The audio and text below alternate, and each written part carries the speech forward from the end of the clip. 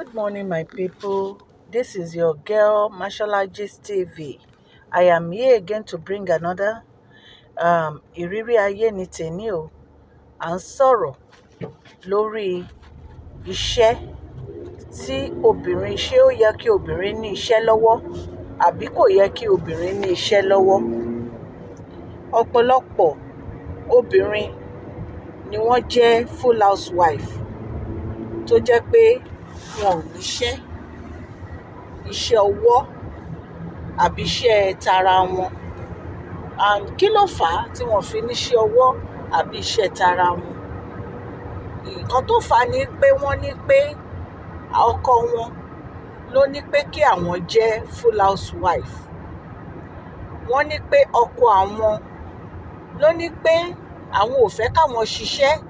Bóyá nìyẹn, bóyá graduate ẹ̀ ni, bóyá ó lọ sí school. Ṣó ti yé yín? Wọ́n á ní ìgbà táwọn ti fẹ́ ọkọ àwọn nítorí àwọn ọmọ. Ọkọ àwọn ní káwọn dúró sílé, káwọn máa tọ́jú ọmọ. Ǹjẹ́ nǹkan tó dáa ni kí obìnrin kó níṣẹ́ lọ́wọ́ àbí kó jẹ́ full housewife? Ẹ̀yin èèyàn lé, ọ̀rọ̀ lẹ gbọ́ yìí o. Nǹkan tí mo fẹ́ sọ̀rọ̀ lé lórí ó pín sí oríṣiríṣi ọ̀nà lórí kí obìnrin níṣẹ́ lọ́wọ́ àbí kó má níṣẹ́ lọ́wọ́. Lákọ̀ọ́kọ́, olùrànlọ́wọ́ ni obìnrin jẹ́ nínú ayé ọkùnrin. Olùrànlọ́wọ́ tí obìnrin dẹ̀ jẹ́ nínú ayé ọkùnrin ó ní wípé kí a máa ran ọkùnrin lọ́wọ́, kì í ṣe nínú ilé nìkan. We are not made, a kì í ṣe ẹrú wọn. Ṣùgbọ́n Ọlọ́run dá wa gẹ́gẹ́ bí àwòrán ara ẹ̀. Ó mú ìhà lára ọkùnrin láti fi dá obìnrin ni. À ń ṣerú ọkùnrin, olùrànlọ́wọ́ la jẹ́. Olùrànlọ́wọ́ tá a dẹ̀ jẹ́ kì í ṣe pé ká wà ní kitchen àbí ká clean ilé nìkan. Ṣùgbọ́n tí ọkọ tó bá ń ṣe nǹkan nínú ilé, bóyá ó ń sanwó ilé, ó ń sanwó iná, ó ń sanwó omi, ó ń san oríṣiríṣi nǹkan, obìnrin náà lè ṣe. Obìnrin náà lè bá a san bẹ̀. Nǹkan tó fi dá kóbìnrin lówó tiẹ̀ díẹ̀díẹ̀ nìyẹn, kí owó máa wọlé. Kò dáa kí obìnrin wà dependable lábẹ́ ọkùnrin. Nǹkan tí ò dáa ni kó jí, kó béèrè owó oorun, kó jí, kó béèrè owó oúnjẹ, kó jí, kó béèrè owó makeup, kó jí, ó fẹ́ lọ ṣe èékánná, ó béèrè owó. Tó bá yá, ó máa sú ọkùnrin yẹn. Tó bá yá, ọkùnrin yẹn á ní kí ló dé? Àbí káwọn ẹbí èèyàn kó tiẹ̀ ní nǹkan ṣe, kó jẹ́ kó ṣẹ̀ṣẹ̀ máa wojú ọkọ kó tó lè ṣe, kó tó lè dìde. Mi ò ní pé kí ọkọ wa má ràn wá lọ́wọ́ o. Ṣùgbọ́n ẹ̀ẹ̀kọ̀kan àwa náà lè gbégbèsè láti ṣe. Ká sọ fọ́kọ wa pé bàbá lágbájá, nǹkan báyìí ni mo fẹ́ ṣe fáwọn ẹbí mi. Owó díẹ̀ báyìí dẹ̀ wà lọ́wọ́ mi, mo fẹ́ ràn wọ́n lọ́wọ́. Inú ọkùnrin yẹn á dùn because ó mọ̀ pé kì í ṣe àpò ló ti máa jáde.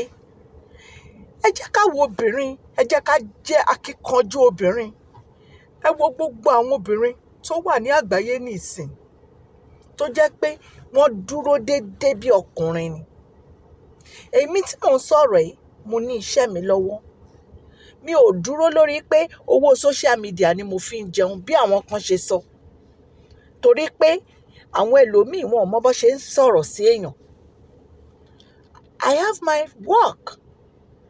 I'm not a full housewife. So gbogbo àwọn obìnrin, ẹ jẹ́ ká ní iṣẹ́ lọ́wọ́.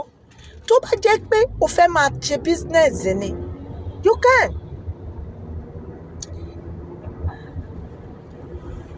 Dá owó jọ ní account tó máa fowó pamọ́ sí. Èèyàn kì í fi ọwọ́ mẹ́wẹ̀ẹ̀wá jẹun títí tó fi máa lè yọ owó business ẹ sọ́tọ̀ láti ṣe business.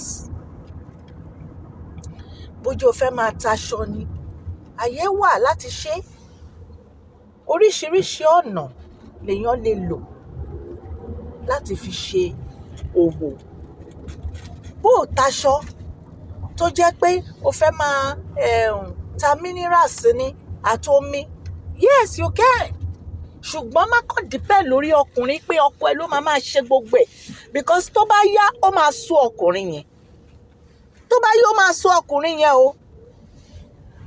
Inú ìwà ni obìnrin ti máa mọ̀ pé ó máa sú ọkùnrin.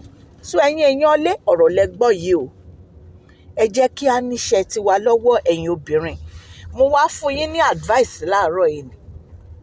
Ẹ̀yin ìyá àtẹ̀yin màmá, ẹ̀yin àbúrò, ẹ dìde láti ran ọkọ yín lọ́wọ́ ní gbogbo ọ̀nà.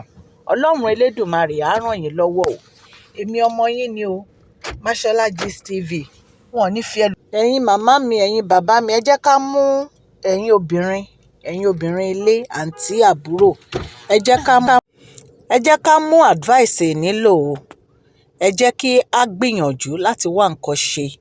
Ẹ jọ̀ọ́, ó ṣe pàtàkì. Gbogbo wa, Ọlọ́run á ràn wá lọ́wọ́ o. Gbogbo wa, ọ̀nà á là fún wa o.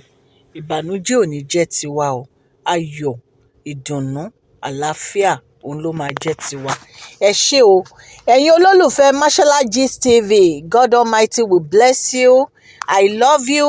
Please share this video, like and subscribe. God bless you all.